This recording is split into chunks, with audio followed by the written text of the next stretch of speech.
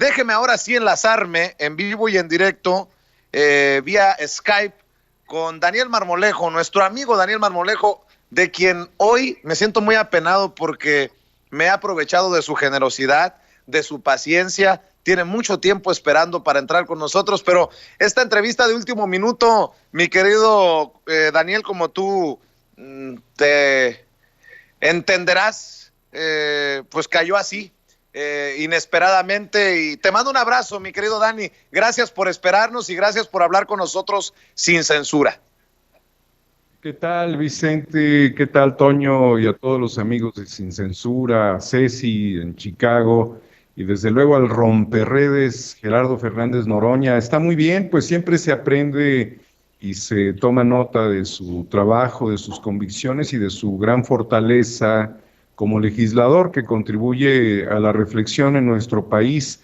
Lo entrevistamos hace unos días también con mucho éxito en Incorruptibles y pues es un personaje admirable, Vicente, y es un presidenciable, indudablemente.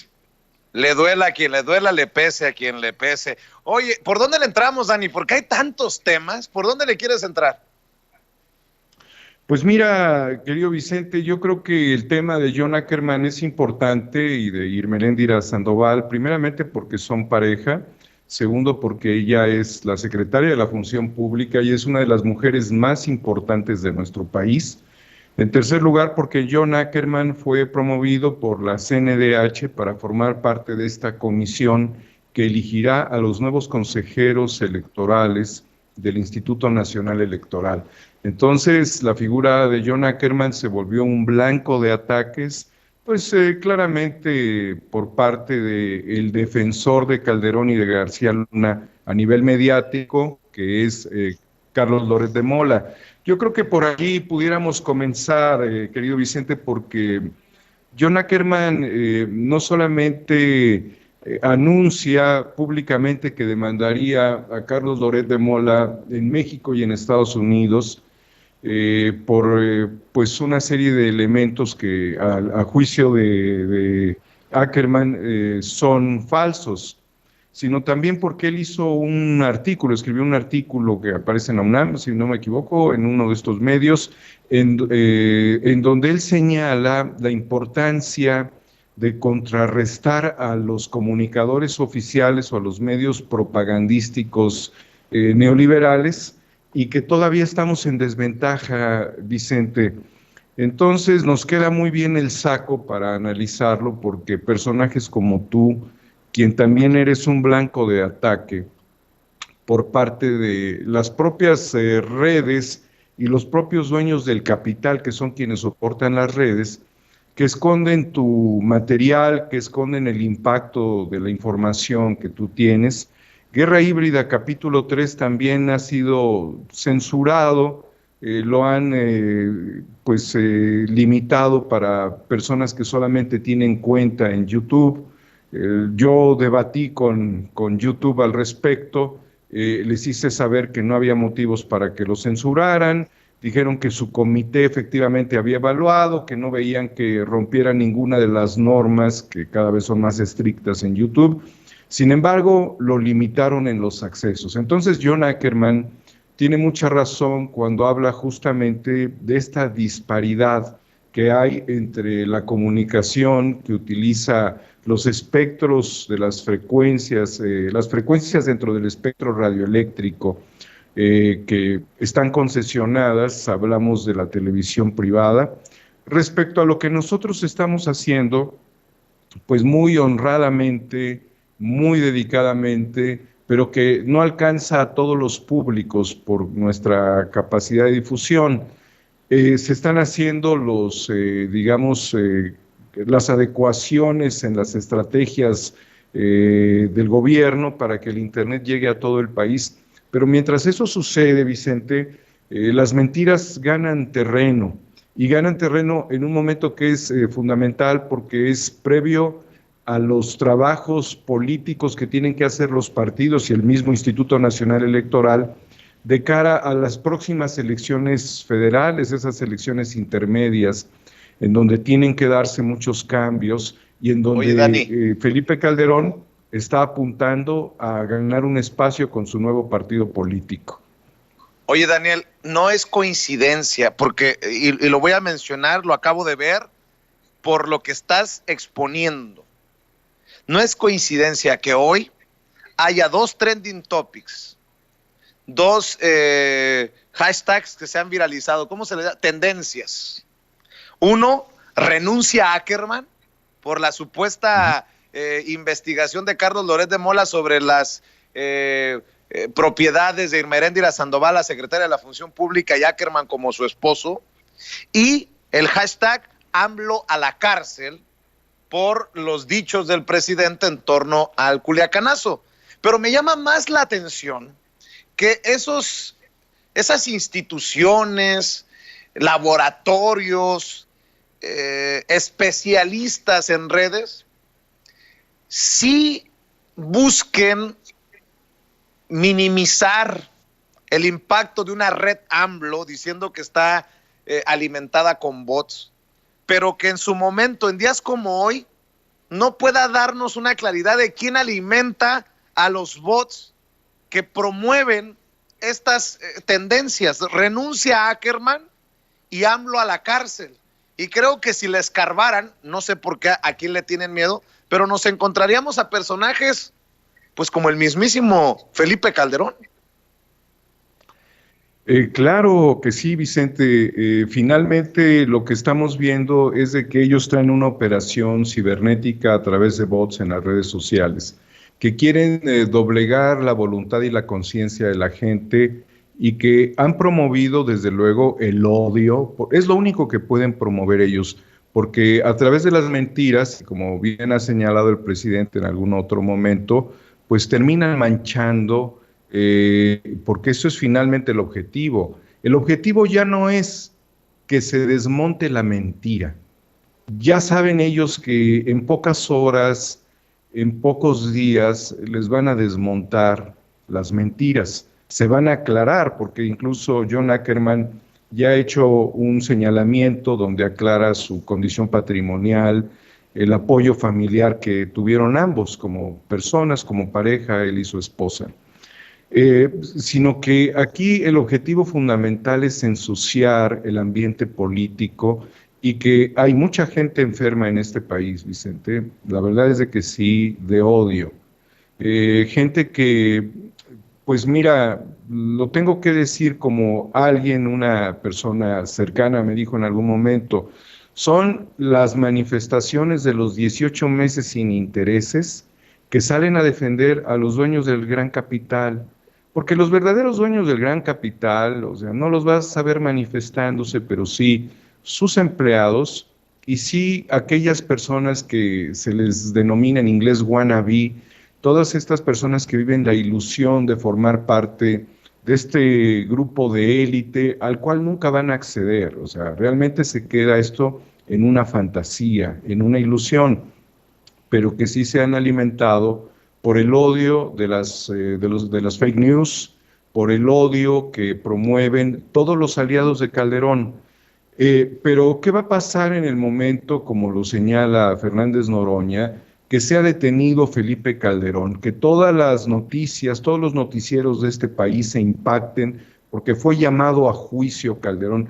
Todos esos claxoneros, o wannabes, o 18 meses sin intereses, realmente van a haber secuestrado su futuro porque se aplicó la justicia y porque ellos le consignaron la credibilidad última a su sinrazón a un tipo que destruyó a una nación y cuyas consecuencias son las que seguimos padeciendo, como bien lo señalabas ahora en Guanajuato, y con esta condición de desgobierno, en donde la responsabilidad se la terminan dejando al gobierno federal, mientras dejaron crecer a grupos criminales, los gobiernos municipales coaligados. Por eso también ha sido muy importante la actividad desde la Unidad de Inteligencia Financiera, que ha congelado cuentas pues de criminales de cuello blanco que estarían ahorita en condición de ser procesados, o también de funcionarios, presidentes municipales, incluso cuentas directamente de gobiernos municipales. Esto lo están dejando en manos de la autoridad federal. No sería la primera ocasión en la que en el medio del terror por la violencia, un Estado estaría totalmente sin una cabeza ejecutiva política. No sería la primera vez que los panistas se esconden en el medio de la violencia en sus propios estados. Ha sucedido ya en muchas ocasiones. Y cuando han tenido que actuar, como en el caso de Calderón, teniendo el control del gobierno federal, lo hicieron de la manera más criminal, porque finalmente lo que ha quedado descubierto con todas las investigaciones y en guerra híbrida es el contubernio, es esta relación en donde borraron totalmente la diferencia entre gobierno y delincuencia organizada. Eran exactamente lo mismo. ¿Y sabes qué, Vicente? No solamente hay que verlo desde el punto de vista del crimen organizado, del narcotráfico, sino que también se dedicaron a corromper todas las instituciones del Estado. Te apostaría yo que más del 80% quizás de los funcionarios públicos que estuvieron en los gobiernos de Fox, Calderón y Peña Nieto deberían de tener expedientes abiertos en este momento. Es muy crítica la situación que heredan. Concesionaron al sector minero pues más del 30% del país. Entregaron concesiones para el litio, siendo México un país con mayor potencial de litio que Chile o que Bolivia, que se consideraban, formaban parte de un triángulo de este oro blanco. Todo lo entregaban, todo lo concesionaban y además lo hacían de manera con un proteccionismo que no se puede imaginar a un niño tan protegido en Disneylandia como estos niños protegían realmente a las empresas, estos políticos mexicanos, a las empresas concesionarias.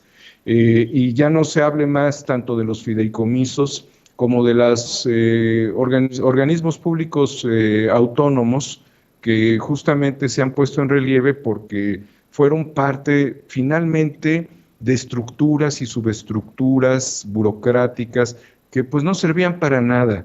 En algún momento pensamos muchos que teníamos cuando menos la suposición de estar siendo discriminados dentro de nuestra actividad, pues llevar un pronunciamiento, una carta a esta instancia, pues que fue criticada por el presidente para combatir la discriminación.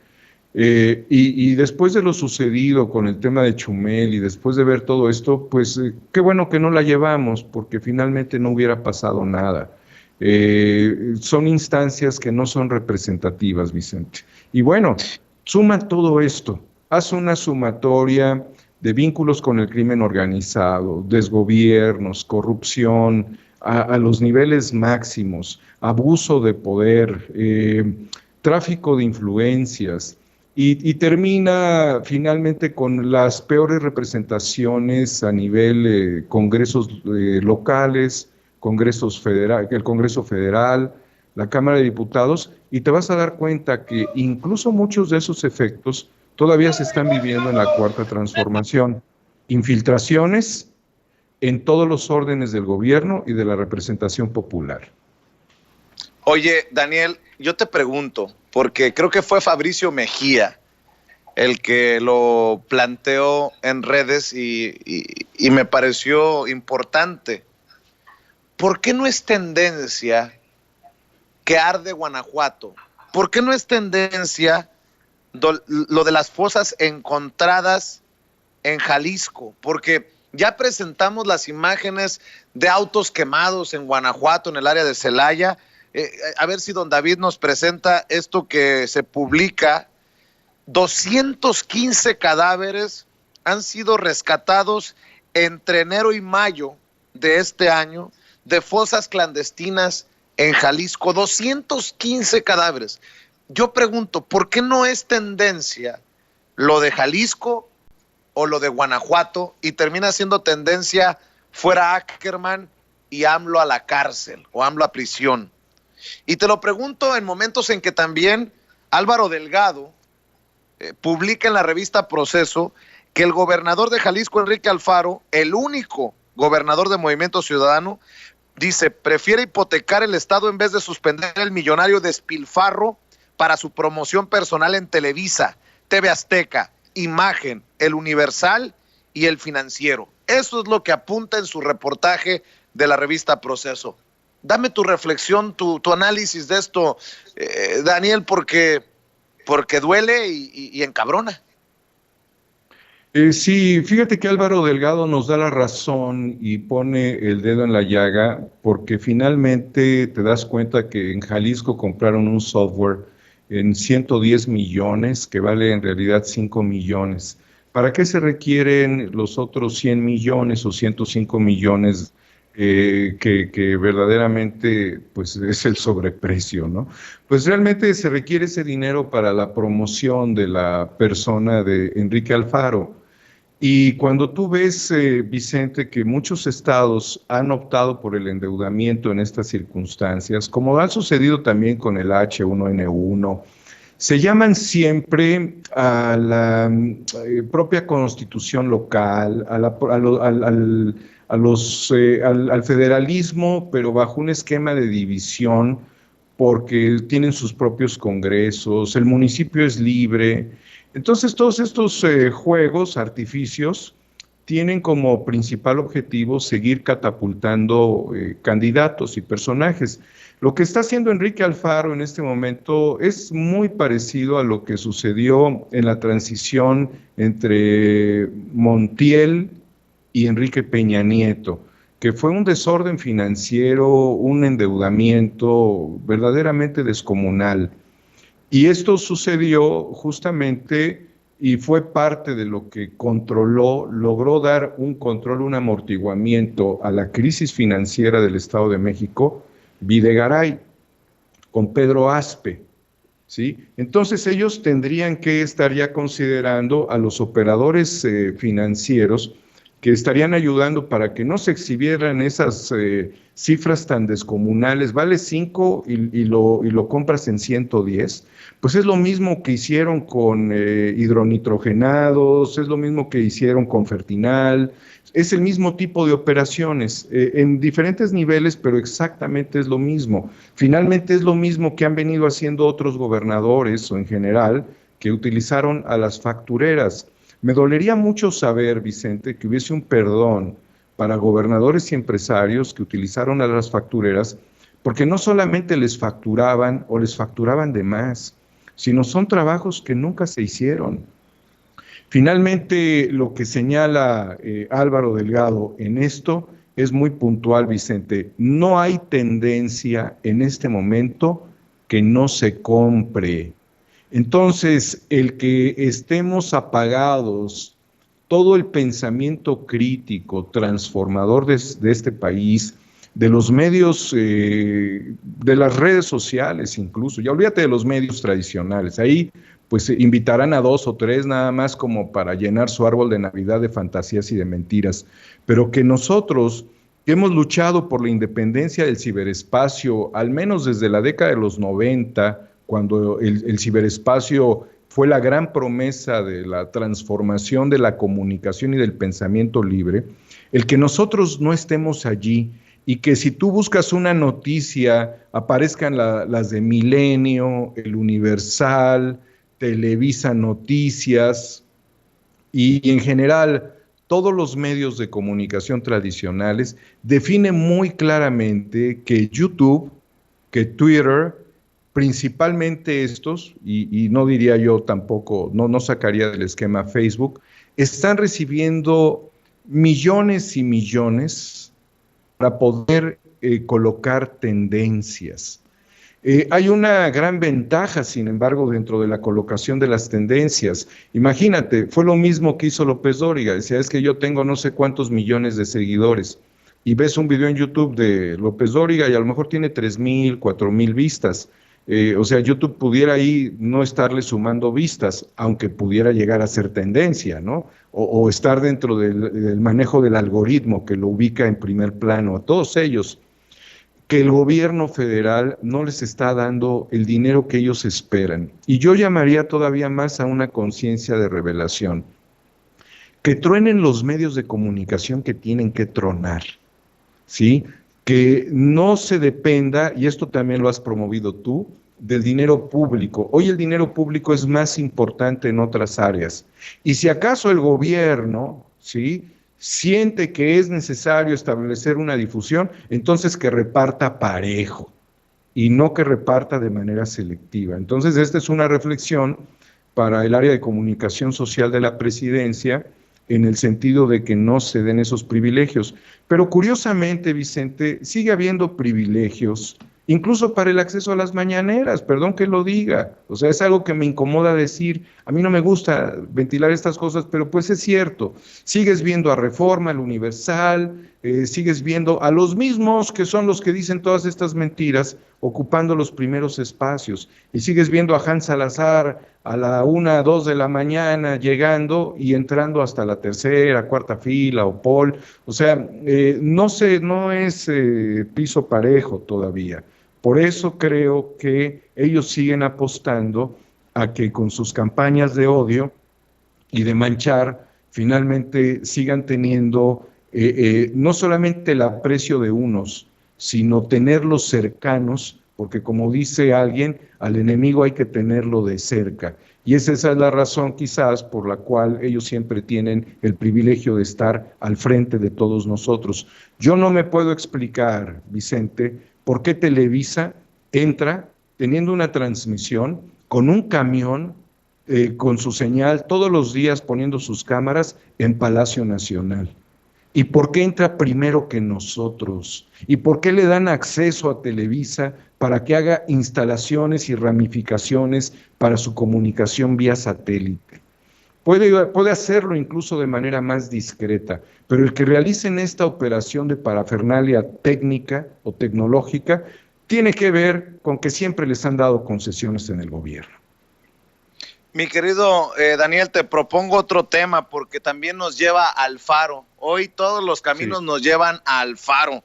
Hablabas de una compra sobre precio. Bueno, pues el periodista Salvador García Soto, en su columna Serpientes y Escaleras del diario El Universal, señala que que el presidente Andrés Manuel López Obrador dijo hace unos días en la mañanera que durante la presente semana presentaría un expediente sobre facturas falsas que representó un fraude de 48 mil millones de pesos para el erario federal, y que entre lo que mostrará un informe basado en denuncias presentadas de la Auditoría Superior de la Federación y documentadas por la Unidad de Inteligencia Financiera de casos de varios estados cuyos gobernadores presentaron documentación de facturas falsificadas para justificar gastos de salud y educación, entre otros rubros. Y sigo leyendo.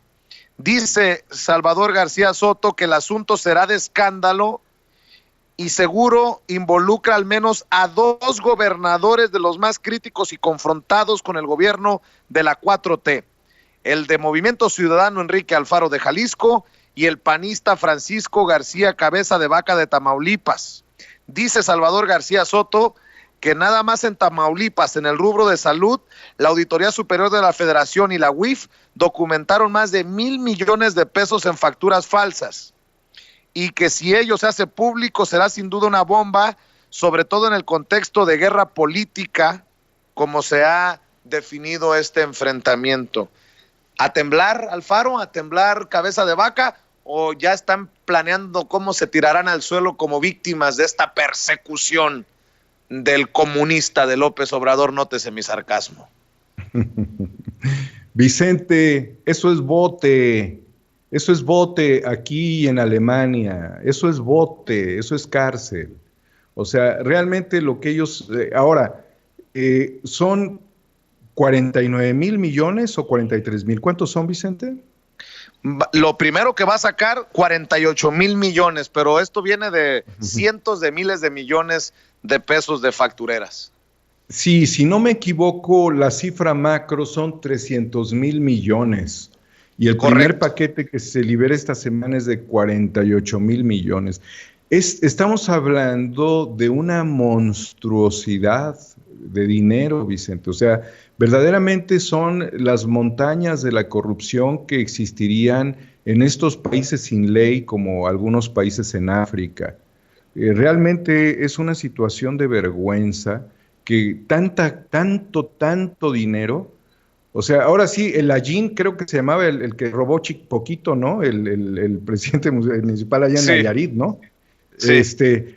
Pues sí, le quedó chiquito porque realmente robarse 48 mil millones dentro de un universo de 300 mil millones, no hay disculpa, Vicente. Esto no tiene ninguna disculpa. Yo ya veo que en este momento la Fiscalía General de la República estaría haciendo una serie de solicitudes a los distintos gobiernos estatales que tendrían que constituirse como jurado de procedencia para quitarle fuero a los gobernadores y permitir que se hicieran juicios directos aún estando ellos en este momento gobernando.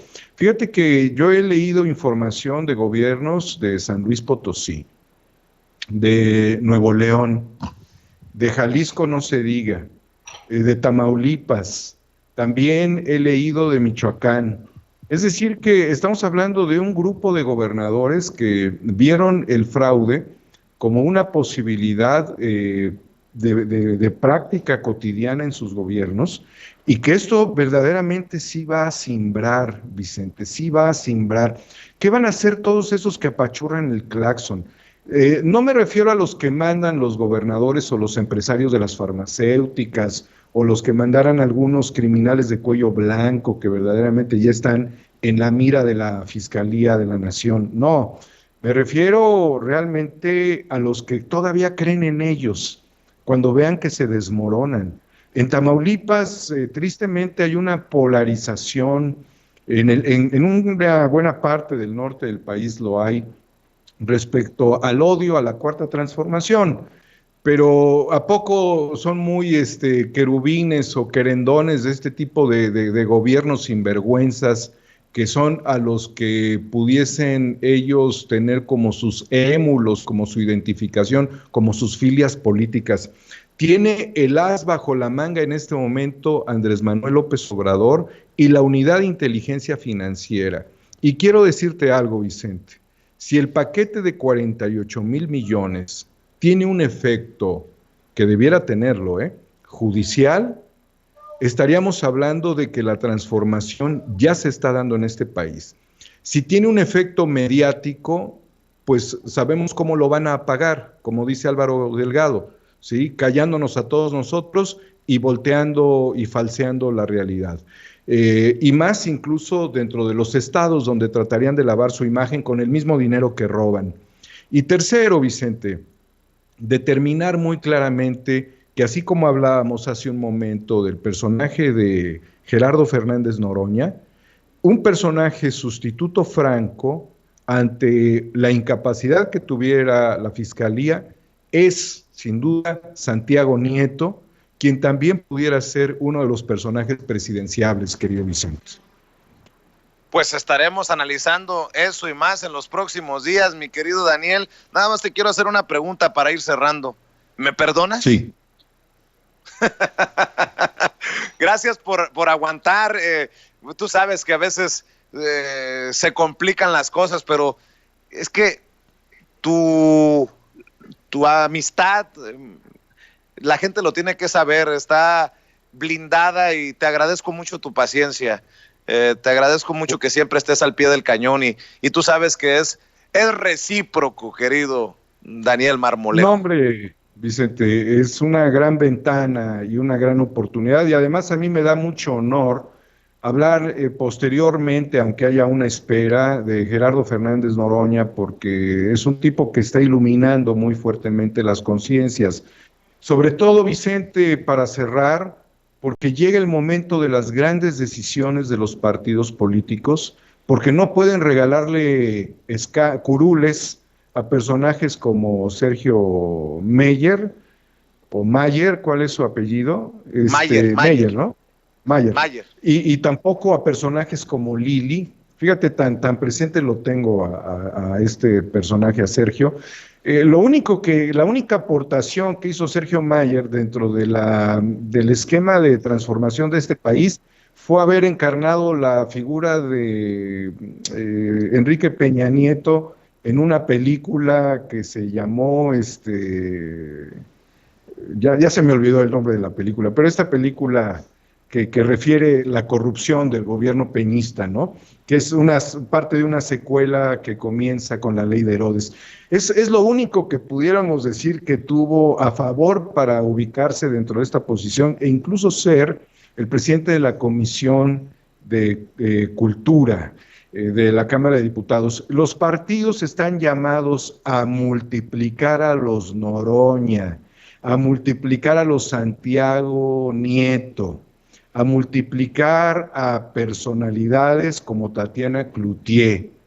Están llamados a multiplicar el espíritu que refrende el interés colectivo y que estén blindados para no caer como los diputados de los estados o a veces en el ámbito federal que terminan por darle un voto comprado para endeudar a sus estados o para aprobar las cuentas públicas de los estados de nuestro país. A eso está llamado este proceso importantísimo, donde finalmente yo espero que John Ackerman tome, y no lo dudo, importantes decisiones sobre qué consejeros se tienen que ir y qué tipo de consejeros al Instituto Nacional Electoral son los que deben de entrar. Muchas gracias, querido Vicente.